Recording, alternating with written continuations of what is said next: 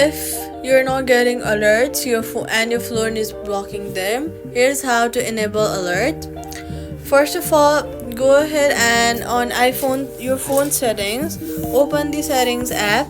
So search for apps, and then look for the US mobile banking app. Then see if you have given permissions for notifications.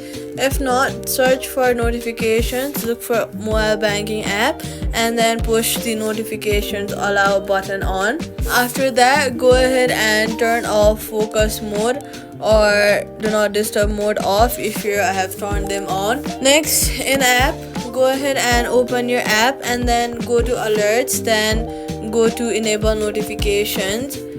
Now in settings, search for battery and then turn off low power mode.